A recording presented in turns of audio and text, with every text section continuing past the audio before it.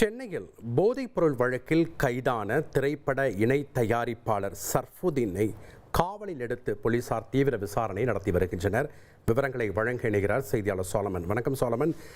தற்போது முதற்கட்ட விசாரணையில் நமக்கு கிடைச்சிருக்கக்கூடிய தகவல்கள் என்னென்ன, விசாரணை எந்த அளவுக்கு விரிவுபடுத்தப்பட்டிருக்கு, விவரங்களை பதிவு பண்ணுங்க சோலமன். போதைப் பொருள் விற்பனை சற்பனையில ஈடுபட்டதாக திரைப்பட இணை தயாரிப்பாளர் சர்புதீன் மற்றும் முகப்பேரை சேர்ந்த சீனிவாசன், வலசரவாக்கத்தை சேர்ந்த சரத் ஆகியோரை கடந்த 20ஆம் தேதி திருமங்கலம் போலீசார் கைது செய்தனர். கைது செய்யப்பட்டதுல அந்த இணை தயாரிப்பாளரான சர்புதீனோட கார்ல இருந்து 27 லட்சம் ரூபாய் பணமும், அது மட்டுமின்றி அந்த சீனிவாசன் வீட்டுல இருந்து 10 கிராம் ஓஜி கஞ்சாவும் பறிமுதல் செய்யப்பட்டது.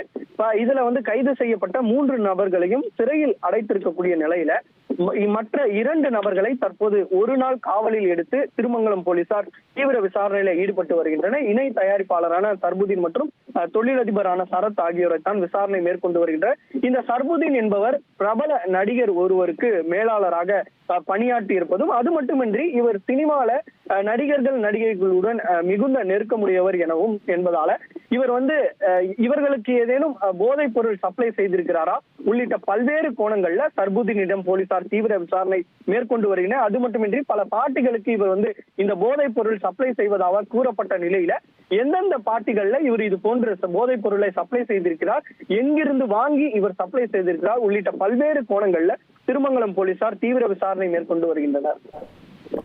நன்றி சாலமன், உங்களுடைய தகவல்களுக்கு.